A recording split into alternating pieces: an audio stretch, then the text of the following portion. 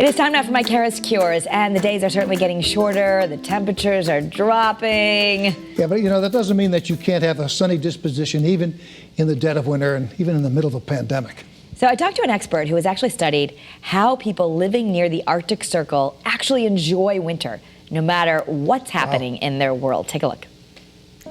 How does one of the coldest, darkest places in the world have low rates of wintertime depression? Kari Leibowitz is a Fulbright scholar who grew up in New Jersey and packed up her bags to live above the Arctic Circle in Tromsø, Norway, to find out. This is a city that's so far north that in the winter, the sun doesn't rise for 2 months. So from the end of November to the end of January, they get no direct sunlight. And yet I was shocked to find that people there actually enjoy and love the winter. What do they have that we don't? A better wintertime mindset. So people in Norway who had a more positive wintertime mindset experienced more positive emotions in the winter. They were more satisfied with their lives. And overall, they were just sort of living more meaningful, happier, healthier lives in the winter. And that's what we found in our study. And we also found that actually people who lived farther north liked the winter even more. So what if we really inherently think we don't like the cold and the snow? How do we change our mindset? It's a really great question. And this is what I love about studying mindset, because there's a lot of evidence that we can change our mindsets deliberately and on purpose. She says the first step is acknowledging your hateful feelings about winter are not really the whole truth. So let's just say I really like hot cocoa, but I really hate shoveling the snow from around my car. We should just focus on the hot cocoa? Right. I mean, the truth is that both of those things are real. Winter has good things and bad things, just like any season. Anything in our lives has good things and bad things. But we tend to really focus more on the bad things that we don't like about winter. The Norwegians are experts at something called hygge, meaning they know how to do cozy. So light a fire, cook some comfort food, and get snuggled. But they also keep on living outdoors, even when it's well below freezing.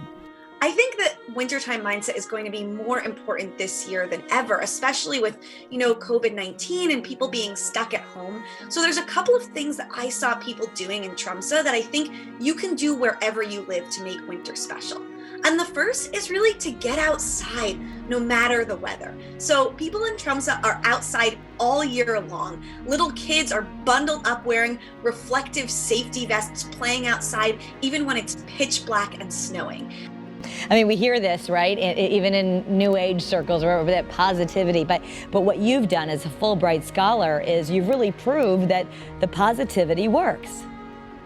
That's right. I think it's really important to measure these things and really quantify the beneficial effects. And again, here, it's not just totally the power of positive thinking. Of course, there is sort of this positive spin on it, but it doesn't mean being blind to the realities of the world. It doesn't mean thinking, oh yeah, winter has no harmful things. Winter's never bad. There's no such thing as seasonal affective disorder. It's not sort of sticking your head in the sand and refusing to see the way the world is, as sometimes people can misinterpret this idea of positive thinking. Really what it means is accepting that reality is a little bit complicated and everything is sort of a mixed bag, but you can consciously try to put yourself in the mindset that is going to be the most useful and feel the best for you.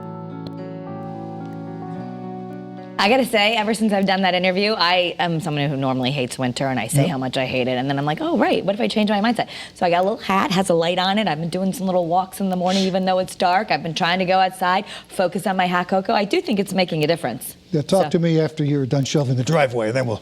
Right, yeah, but then you could look at it like your exercise. So anyway, maybe go outside, maybe get a walk, have a bonfire. I mean, do things that you like to do, like you like to grill outside. I guess so much of it is our mindset. We could make it a little better for ourselves. And there's still nothing wrong with making a snowball and throwing it in the mailbox.